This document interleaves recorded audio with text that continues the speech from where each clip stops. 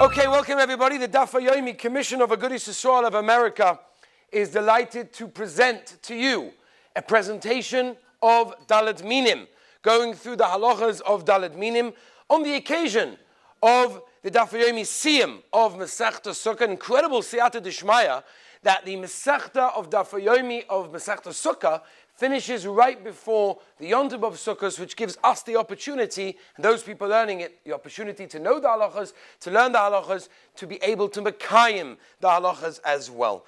And what I feel about this shiur is a very important idea. I've spoken many times about the halachas, and when I went to the Daf Yomi shiur, and I gave my own personal shiur, I tried to step in a lot of halachas of, Daled Minim or whatever. But this is practical. This is lemaisi. Every guy goes to the shuk.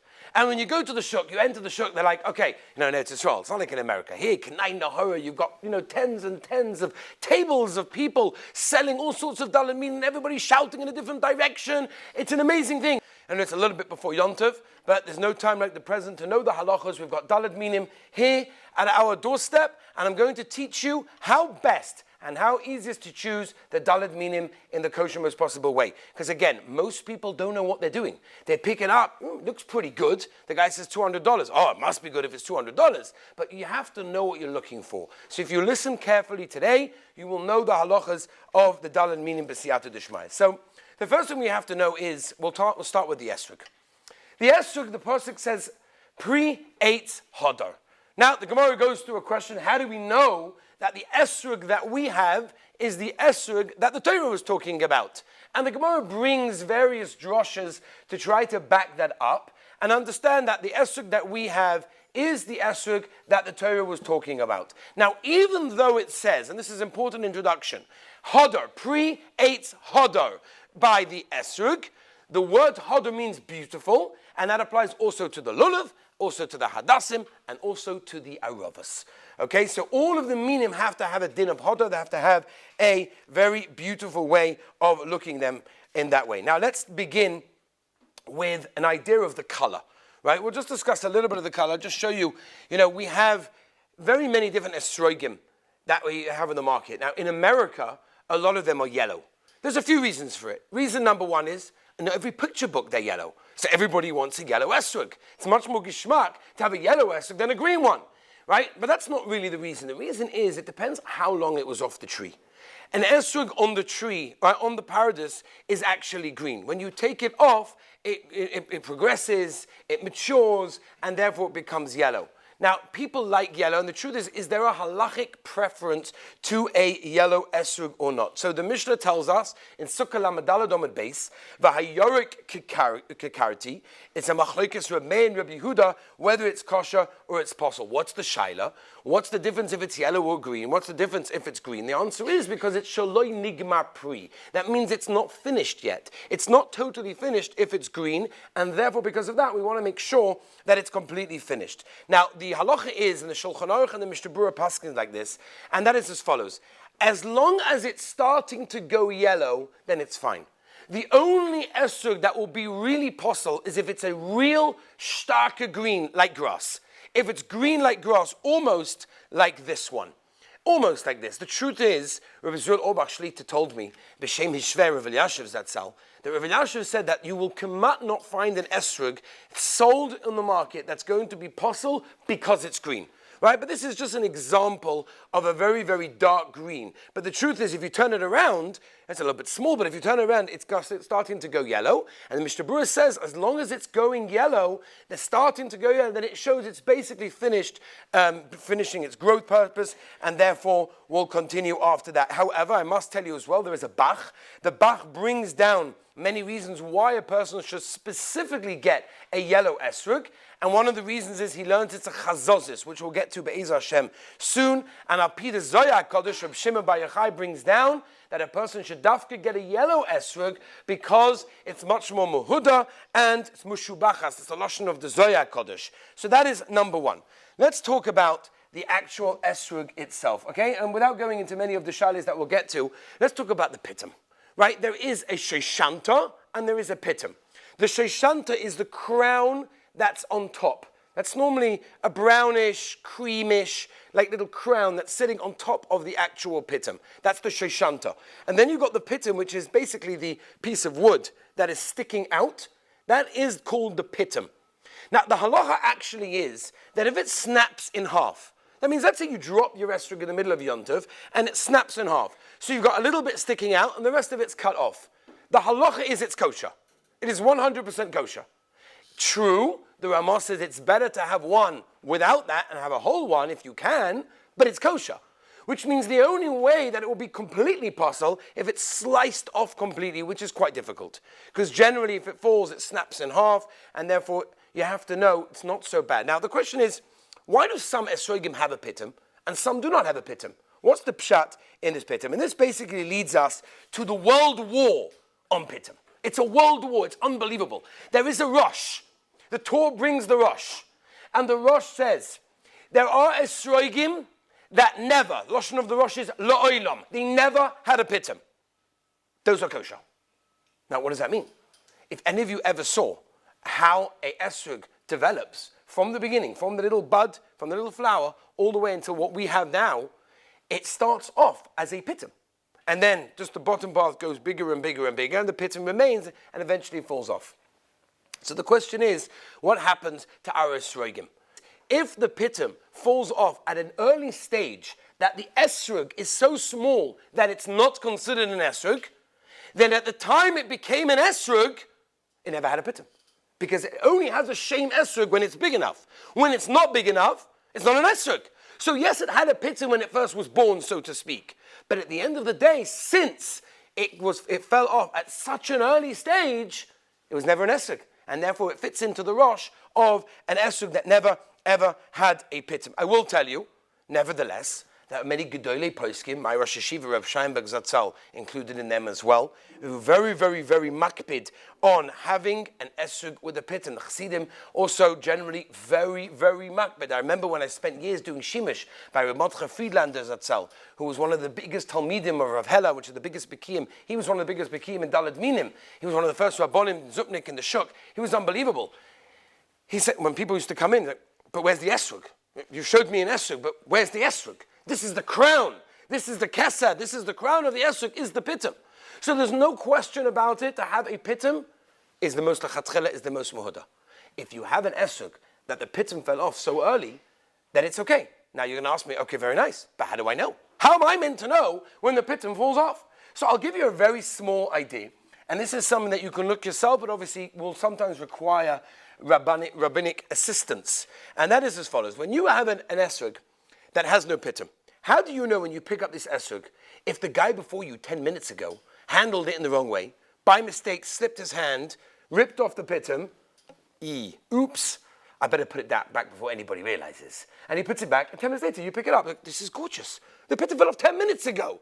There's no shaila, that's possible. You cannot see anything. There's no piece of wood. There's no pitum left whatsoever. That's for sure possible. So how do I know? So the answer is, the siman is if the pitum goes in all the way to the middle. In other words, if you see the pitum, and again, you'll be able to see this if you come over afterwards, you'll see better, that the pitum, if it fell off very early, goes in, has a little hole, has a little cavity. The reason for that is because it fell off so long ago, as the esrog develops around the area where the pitum was, it develops and you have that little hole. That is a siman, right? And again, you can look yourself, but obviously show it to a rov to make sure that it's okay. That's a siman that it had a pitum and fell off a long time ago. If it's a straight, clear cut, then you know that it fell off yesterday, 2 days ago, a week ago, but not much more than that, right? Even if it's dried up. So that's a very, very important thing that a person to remember. Let us move on. This over here is called the ukats. Okay, now the ukats, a lot of people have this question, sometimes people come to you with an esrog, and I'll take out my pliers and I'll cut a bit of, whoa, don't touch my esrog, you know how much I paid for this?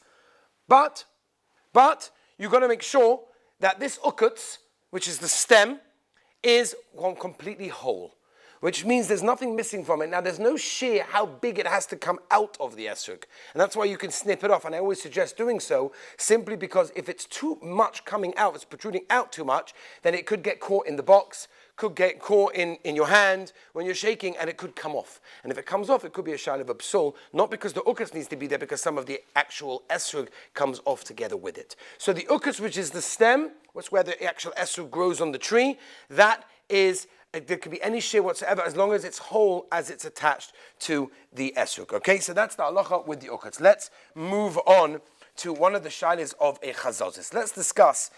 The Mishnah in Sukkah Daf Lamed Daled Amud Beis tells us that a chazazis, if it's on roiv, it's on the majority of the esrog, then it's possible. If it's only on a few places, then it could be menumar. Menumar means it's like a leopard. If you have an esrog with different spots, different colors on it, what din does that have? So let me slowly go through some of the shailas when it comes to a shinoi maru, when it comes to different colors, because this is one of the most common shailas when dealing with esrogim. There are many colors. The most common colors that you have to look out for are black and white. If you have black and white on your esrog is possible, which we'll get to exactly what that means. Now, first of all, black means real jet black, and white means jet white. It cannot be an off-white or a cream or a brown. It has to be actual black. How do you know? Go to a rabbi who did shimush, he knows the halachas, he checks it out for you. But let me just give you an example of a black dot, right? I think this is pretty much, yeah, everybody can see this, right? Everybody can see the black dot? That is anything black dot that is nira le'inayim, which we'll get to also, and therefore that is going to be problematic. Now, let me also split up the esrog into a few parts. We have what we call a choitem. A choitem is from where the esrog starts to slope in. So in other words, you've got the esrog, it goes up, and then it starts to slope inwards. That is called the choitem. It's normally be'erach on the top third of the actual esrog. That is the choitem. Rashi in Sukkah says the reason why the choitem is more choshev, is the most important part of the esrog, is because you see it more. It's more seeable to the eye. And therefore, what's going to be on the choitem is more important than any other place on the esrog. And therefore, when you pick up your esrog from the box and you say, wow, let's have a look, don't look at the bottom part. Look at the top part. Look at where the choitem is. Look all around where the choitem is, spin it around, and see over there. If you have one black dot anywhere on the choitem, your esrog is possible. White, the same thing. If it is under the choitem, so then it depends. It has to be on roiv. It has to be able to be seen from every direction, which means you need basically 2 or 3 dots. And everywhere you go, when you turn it around, you could spin it around like, oh, you see it there. Now, this one only has a seeable in one place, as I showed you. So therefore, this could be theoretically okay, because it's only in one place. If you flip it around, no one sees it, right? Everybody knows how you have to hold the esrog when you're holding your daled minim, right? Whatever you find in your esrog that you don't want everyone else to see, you hold that part. I don't even know exactly what I'm talking about. You flip that side towards you so no one sees that part, and you put the good part on show, right? That's how it works. So this black dot you keep to yourself, and the rest outwards. That would be okay, because it's not on the choitem, and it's only on one part. If it was on 3 parts, that everywhere I turn it underneath, I see it, then it's problematic. If it's on the choitem, even the smallest amount, 1 dot will be possible. Now you may ask, what is the shear? What does it mean, a black dot? Sometimes you go to the shuk and you see people with their glasses up, with magnifying glasses. What's going on over here? Doruch HaShulchan famously says in Yeridei Simon Pei Daled, Lo nitna Torah l'malach ha'shoris. Torah wasn't given to malachim. What do you want me to do? I have regular eyesight. I look at it. It looks great. What do I have to do? So there's a famous mabit. The mabit says in Chelik Beis that it has to be nira le'inayim l'chol b'nei odom, which means it has to be seen at a normal distance that you hold the esrog. If you can see it from there, then you have a problem. If you can only see it when you pick up your glasses and use a magnifying glass, then it's okay. Okay? So Rabbi said the way to look at it is like this. You don't have to scrutinize. So you'll ask me, why do people use magnifying glasses? Why do you use a magnifying glass? And the answer is very simple. The answer why we use a magnifying glass is if you see something that you're not sure what it is. You don't know what it is. I don't know. I need to be mavaro. So to be mavaro what something is, that you could do with a magnifying glass. That's okay. All right? So that is the general rule when it comes to the colors and similar things like that. Let's move on. Let's talk about bletlach. Okay? Now, a blettel basically comes from a leaf. That's what a blettel is. It comes from a leaf. It's a leaf mark, right? Just to give you some examples. It comes over here. It's a leaf mark, right? It is not posel, okay? There are 2 types of bletlach. Again, the Rosh brings this down in Masechta Sukkah. There's a blettel that is raised and is much higher, right? That's a problem. Most of our blettlach are not raised, and therefore if you touch them, you can't actually feel the difference between the esrog and the blettel. If that's the case, it's 100% kosher. Now, if it's 100% kosher, why don't people like it? Because it's not so Ahuda. Of course, it's nicer to have an esrog without a blettel. But it's 100% kosher with a blettel. You pick up an esrog and you see that it's got a few blettlach on it, it's 100% kosher. There's no problem whatsoever. Is it nicer without a blettel? Avada. So of course it's nicer to have without anything whatsoever. And of course if you can get it under the chotem, which is under the area where it starts to slope in, that is even better. By the way, just because I have this esrog in my hand, look at this esrog. You see this esrog? Where is the chotem? Where is the chotem? Remember what we said? We said the chotem is when it starts to slope in. It starts to slope in over here. And then it starts again over here. So which din does it have? Major nafkamina. What's the nafkamina? The nafkamina is the chotem going to be the entire thing, or is it only going to be the small thing? Right? That's going to be the shaila. So the Maaseh from the Be'alocha, he says, from where it slopes in closest to the pitum. Okay, so in other words, if you've got an esrog like this was a shaina gartel, there's a shaina gartel this over here, right? Okay, so the Maaseh of the chotem will be from the second point where it starts to slope in towards the pitum. So again, a blettel, which is a leaf mark, is 100% kosher, but about it's better to have one without, but they are absolutely kosher, and of course it's better to have one lower on the esrog. So the first thing you're going to do when you pick up esrog is get it spinning around at the regular distance and look at the chotem area and make sure that's okay. Then you're going to go down and look underneath that, and that is okay. Let's move on, Rabbi Sai, to the Heilige Lulav. Okay, so the esrog is the big one. That seems to be the one that everyone's excited. The first thing everyone picks out is the esrog. We'll move on to the next one, which is the Heilige Lulav, right? Lamed Vav Masechtas, Leiv, Lamed Beis. There's so much Gavaldige in Yonim when it comes to the Lulav. It's beautiful. When it comes to the Lulav, the Torah tells us the Kapois Tumorim. Okay, which the Gemara has no suffix, is a lulav which comes from a palm tree. The Chassam Sofer has a kasha. Does it mean that actual dates have to grow from that tree that I get my lulav from? And the Chassam Sofer says no. It was a simon that the Torah gave us to tell us what the right min is. But it doesn't actually have to have dates growing from that tree. There are people out there that are makpid to get a lulav, and you'll see it sometimes on packaging. This lulav had dates growing from the actual tree. But you don't have to have that. Now, let's understand the lulav in a few ways. First of all, let's understand the Torah already brings this down, right? The Torah says, how does every lulav work? The leaf of every lulav is split really into two. Okay, and I'm going to try to make this that you could see this, and that is like this. Every leaf of the lulav really is two leaves that is connected at the back. Okay, that says the Torah is the idea of every single leaf of the lulav. That is number one. Number two, let's understand the tiyomes. There is a machloikis rishonim. Anything that the Mishnah tells us is possible, what has to be possible? How many leaves have to be included for it to be possible? So most Rishonim hold that if all the leaves or most of the leaves are cut off, split, whatever it may be, then it's possible. But if the majority are not, then you're okay. The Ramah, of which many of us Ashkenaz and Paskin like, hold that the tiyomis is the ikka, and if the tiyomis has a problem, everything has a problem. What is the tiyomis? Now, I do not suggest that you go to a lulav shuk, you go to a lulav store, and you do this one at home. Don't do this one at home, because if you don't know what you're doing, you're going to mess it up. Okay? The idea of looking for the tiyomis would basically mean like this. What I'm going to do is I'm going to start reaching up to find what is the most inner middle leaf of the lulav. And it's quite simple. You keep on going, and again, I wouldn't suggest doing this because you could end up splitting the actual lulav, and you go up the spine until, here we go, eventually you've got the three leaves that are pretty much central, and then you've got the tiyomis, which is right over here. Okay, this one over here is the tiyomis, okay? So this guy over here is what the Ramah says, I don't care about the other ones. I don't care about any of those. I only care about this one, which is the tiyomis. Which means Ashkenazim generally look only at this one. We don't care about the other ones. And by the way, many Sfardim also paskin that you should be machmir like Shitas Ramah to look at the tiyomis. Now, what does this mean? So let me give you some of the shilas that could come up, which again, you may need a rov in order to check them. First of all, kapois tamarim, the Gemara tells us. Kapois means it's tied up. So if you have a lulav that's everything spread all over the place, that's not kapois.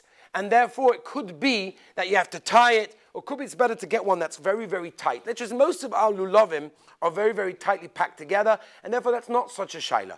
I asked once Rabbi Zul Orbach Shlita, what happens if you take a lulav, and when you hold it this way, the whole thing bends down? Which can happen. If it's a very soft one, or it's a very long one, that could also happen. So he told me that's okay, as long as when you hold it regularly, it's pretty much packed together, that is fine. But I will mention to you, is something called a canary. A canary, no one knows what a canary is. A canary lulav is something that came out about 200 years ago. They found a lulav which was fake. A fake lulav, fake news, a fake lulav. What happened? Rav Moshe discusses in his shailas, in Shuvas Igros Moshe, a canary lulav. It's a lulav that is totally fake, and he writes that if a person makes a bracha on such a lulav, it's a bracha levatola, and the people that sell such a lulav, machtei asarabim, Rav Vozna and Shevet HaLevi, you can't make a bracha on it, make a bracha on another one. One of the simonim of a canary lulav is that when you hold it this way, the whole thing flops down. Right? That's one of the simonim. There are other simonim, for example, the leaves are not as tightly packed as what we have, one after the other, as we can see over here. They have flour, like a whitish powder, in between the leaves. You will not see in any shuk a canary lulav.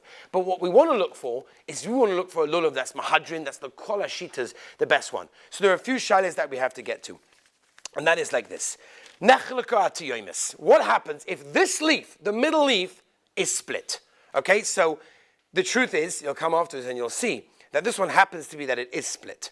Okay, it is actually nechel ka'atiyomes. It is split, and the shaila is, what is the psul?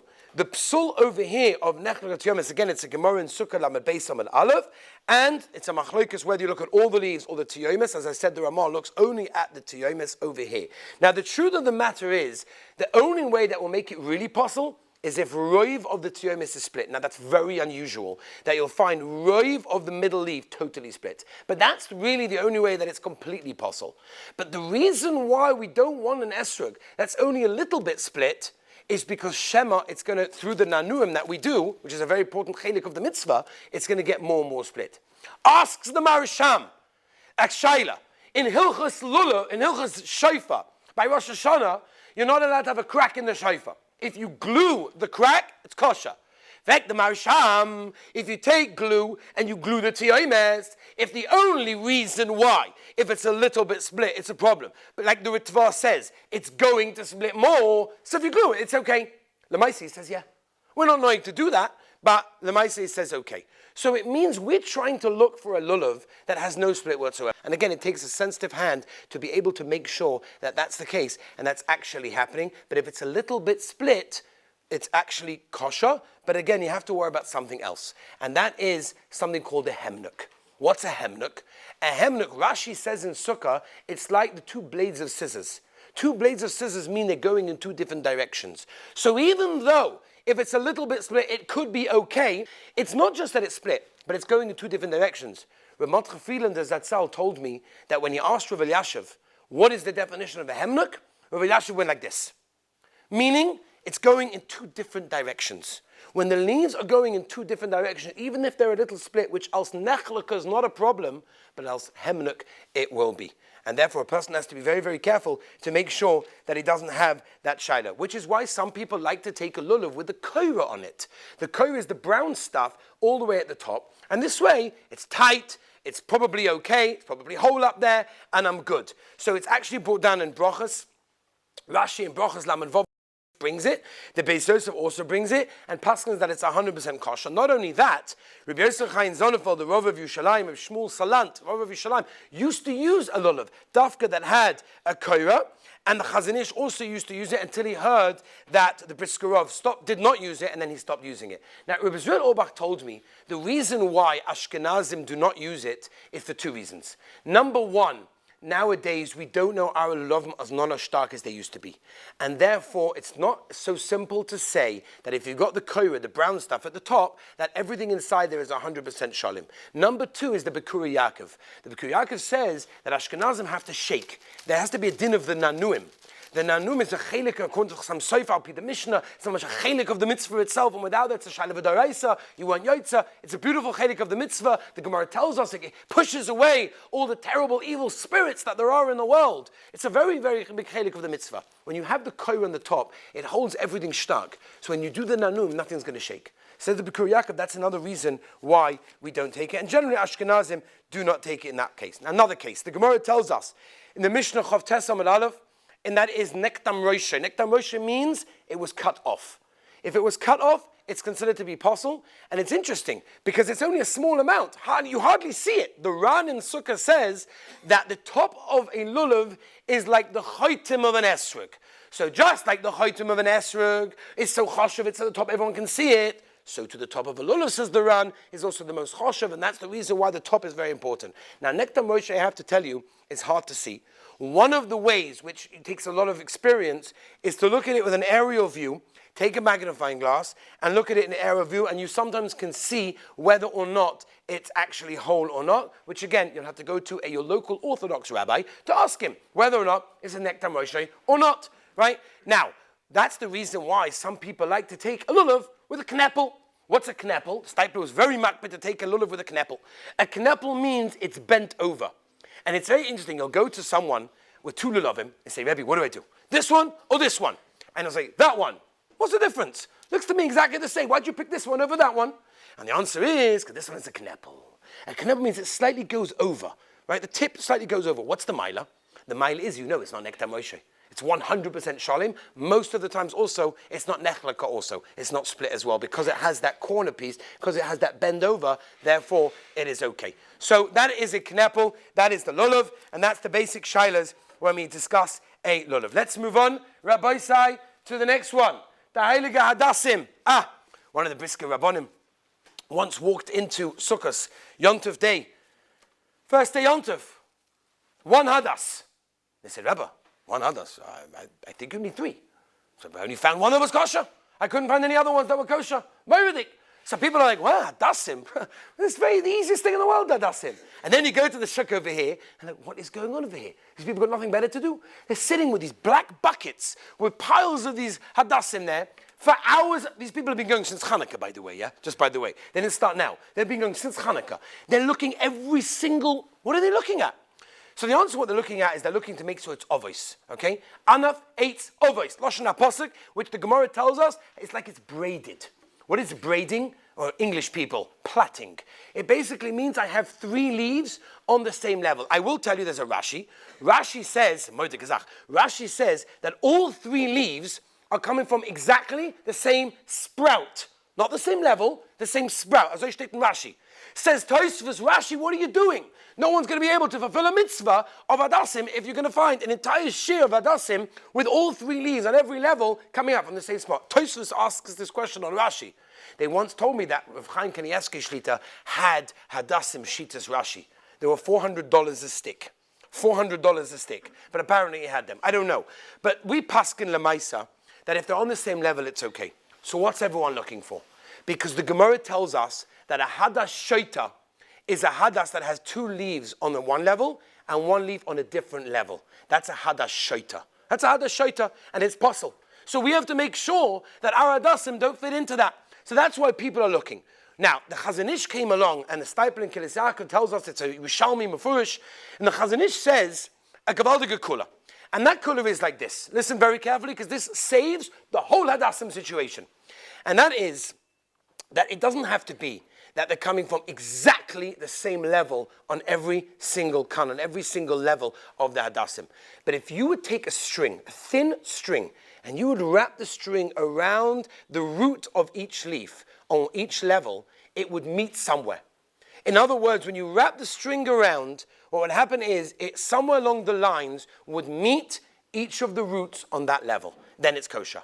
Even though they're not sprouting out from exactly the same level, but there are people that are looking for mushulash, you'll see, all packets. Briska Hadassim. What are Briska Hadassim? What's Pshat? What do they know about Reb Chaim? The answer is very simple, that they have a full share, whatever the share of Hadassim is, that they're mashulush all the way. Okay, and that's something that you have to be careful of. Rav Vosner asks in Shevet HaLevi, what do I have to, how careful do I have to look? And he says, like this. You look at the way a regular person looks. If it looks mashulish to you, it looks pretty much that they're all on the same level of every three, then you're okay. Okay, that is the most important shaila. Another idea that you have to know about the Hadassim as well is Nektam Roshe. So Nektam Roshe, here's a great example of Nektam Roshe. If we would take this off, right, that's over here. So you've got the actual eights, the wood, right? Now, that looks pretty good to you. You wouldn't even know the difference. If I would give you this hadas, it would look like a Gavaldiga hadas. Nothing wrong with it. But we just ripped this piece off of the top. So Nektam Roshe means the eights, the actual piece of wood at the top of the hadassim has been cut off, not the leaf. If the top leaf comes off, that's not Nektam Roshe. That's not a problem. The leaf is not a problem. It's the actual eights, it's the piece of wood. So you just got to check the top to make sure it's okay. That's number one. Another thing, which agav the Yavitz Paskins is possible, the Be'alocha says it's okay, we're okay with it. And that is if leaf number one does not reach the leaf on top of it. Now, you won't find this, but most of our hadassim, if you look carefully, again, most people don't even chap this, right? Because the Gemara says in Cholin, most of the Rama the Inish Lavadaite, right? We don't chap. But if you take one leaf and you overlap it over the one on top of it, no problem. But if you have a leaf that starts so low down that it ends up that it's not touching the leaf on top of it, the Yavitz Paskins it's possible, we Lamaiser or Makel, and we hold that it is okay. So that is the idea with the hadassim. The other idea that you have to know as well, when it comes to hadassim, is noshru olov, which means that sometimes, people spend so much money on their dalit minim, and then they buy the koshikol, right? Men in Klal Yisrael, they buy the koshikol, and they have this koshikol which has got the two leaves, the two legs on it, and you stick it in, and sometimes you take it out, and little do you know that when you stick it in, you stick it out, some of the leaves are coming on, some are coming off. You don't even chap, because they're inside the koshikol. So there you are. You just spent $100 on this beautiful piece over here. You stuck it into the koshikol, and boom, you lost everything. So Edachanami, as long as roiv of the leaves are still on, it's 100% kosher. Is it mahadran? No. You've got to be careful to take the koshikol and give it a squeeze. And when it opens, it expands it, and then you put it in slowly. And if you take it out, you do the same thing. But be very, very careful that you don't rip off any of the leaves. But again, if you do, kosher, as long as roiv of the leaves are on. Let us move on to the Heilige Aravos. I say the Heilige Aravos for a reason. This is a mace mitzvah. You know what a mace mitzvah means? It's a mace that Rahman Nebuch has no mishpacha, no family members to bury it. This is a mace mitzvah. How does it work with Aravos? You know how it goes, right? Lulav, we spend hours. Hadassim, even more hours. Esrogim, weeks and weeks. Comes to Aravos. Oh, you're going to the shuk? Could you do me a favor? Could you pick me up a packet of Aravos? Who even looks at their Aravos? It's like a lucky dip. You stick your hand in, you pick it out, I won. Great, I have my Aravos. It's a mace mitzvah. There are so many halachas that you have to know about this wonderful, one of the Dalit Minim that we have to look into and make sure we know what it is. The Gemara in Sukkah Lamadalet tells us, Tanu Rabbanan, Eza Rova. And the Gemara brings us 3 simonim. Number 1, the kona, right, which is the wooden part, right, the stick, the twig, is red. Number 2, long leaves. And number 3, it's very smooth, right? So pretty much all our Aravos fit into that category. But the Beis Yosef and the Taz asked the following question. A lot of our Aravos don't have green twigs. Is that okay? And the Beis Yosef said it's absolutely fine. It's 100% kosher to have Aravos that have a green twig. However, and this is, again, something that I suggest. If you're looking for decent Aravos, so you want to get the Mahadran, Minim Mahadran, the top Heksha, the best, for all of you people out there that light 2 candles on the second night of Hanukkah, and you do Mahadran, Minim Mahadran, you could do Mahadran and Mahadran over here also, by trying to find a twig that has redness or brownness to it. It's a Maila. It's wonderful. It's kosher without that, but it's a Maila to have that it's brown in that case. That's the number 1 halacha. Number 2, Nektam Roshe. So you should know, there was a kuntras in Lakewood that came out a bunch of years ago called the Lavlov. And basically they wanted to say that the Lavlov, which is basically, if you go all the way to the top of the Aravos, you get this mamish the top, it's almost like the shedra of the Lulav. You get like this little crown, little tiny leaf over there, you could see, that's the middle. That's the Lavlov, right? So they had a kuntras written in America saying, if you don't have that, then it's possible. Now, Rabbi Zul Orbach told me all about this, and he said it's okay. As long as the eights is okay, it's just a leaf. If the leaf on the top is taken off, then the leaf is absolutely fine. Nektam Moshe means the twig and not the leaf. And the same thing applies also over here. You stick, again, people change them every day. It's a big shaila. The Ramah does say to replace the Aravos every single day. Oh, but the Chassam Sofer says no. Says the Chassam Sofer, why are you replacing it every day? It's moedik. You did the mitzvah with it yesterday, do it again. It's not necessarily dry. Sometimes they get dry after a few days, maybe then you should replace it. But even though the Ramah says to replace it every day, the Chassam Sofer says you don't need to do so. And therefore, that's why people take them in, take them out. You've got to be careful. When you take them in and out the kosher, the leaves come off very, very easily. And it's a shame to have spent so much money on your dalet minim, and all you're left with is a bidi eved Dalet Minim, which is a big shame.